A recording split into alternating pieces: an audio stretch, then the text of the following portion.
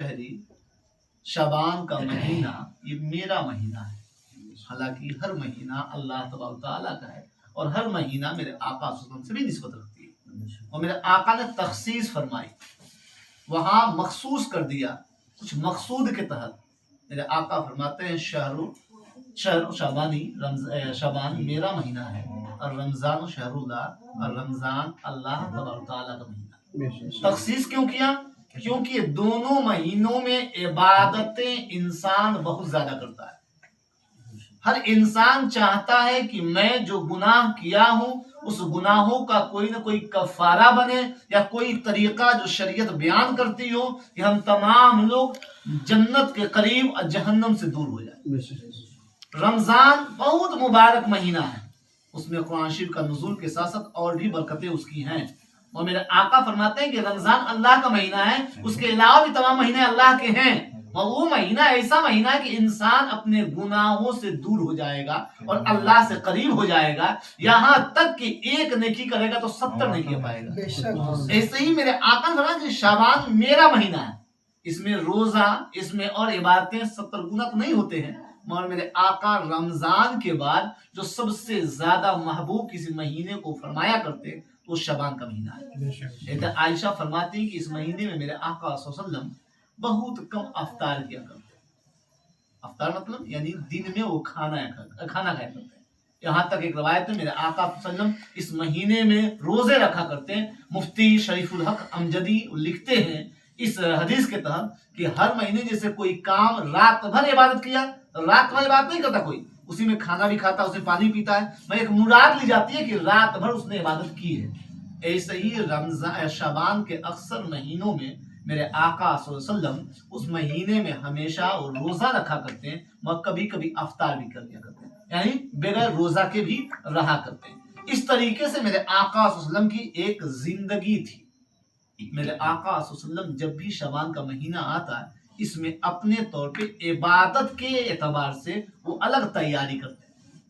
हमेशा मेरे आका से बड़ा कोई इबादत गुजार गुजरा ही नहीं। तो जब ये महीना आता तो उसमें कहीं और ज्यादा उसमें हुस्न जमाल लाते, और ज्यादा इस महीने को जीनत बख्शते, और ज्यादा इसमें खूबसूरती लाते हैं ताकि बंदा इस महीने से पहले तौबा कर ले। यहाँ तक कि मेरे आका फरमाते हैं कि 15 शाबान से पहले पहले अगर जो शब बरात की रात जिसे कहते हैं आए और एक दूसरे से बंदे में तू हो गया हो, कोई ऐसी लफ्जिशें हो गई हो, खताएं हो गई हो, गलत फहमियां हो गई हो, उसको इजाला करके एक दूसरे से माफी मांगकर फिर उस रात में सोए, अल्लाह के रसूल फरमाते हैं उस शख्स की बख्शिश हो जाएगी। इस महीने की इतनी फजीलत बयान की है।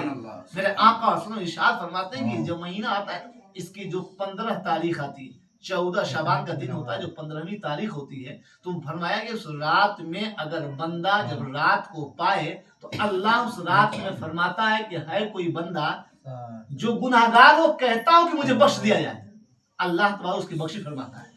कहता है अगर कोई है मांगने वाला जो रिस्क की तलाश में हो, मैं उसको रोज का इनाम दे दूं। अल्लाह तआला उस महीने बहुत ही ज्यादा मेहरबान हो जाता है। यहाँ तक फरमाया गया कि इस महीने में साल भर में किसको कितना रिस्क दिया जाएगा। अगर हम आज यहाँ आए हैं, आप लोग आए हैं, तो ये भी एक साल की जो चीजें होती हैं, ईयरली जो बजट होता है, यूं कहें तो ईयरली बजट इसी शाबान के महीने में 15वीं रात को पास किया जाता है। कौन सा बंदा कहाँ रिस्क खाएगा, कहाँ उसको किस तरीके से मामलात आएंगे, किस तरीके से उसके साथ लोग पेश आएंगे, कब किसके घर में बच्चा पैदा होगा, कब कौन सा शख्स इंतकाल होगा, किसके हक में कितनी रिस्क लिखी होगी, ये तमाम चीजें इसी महीने में आती हैं।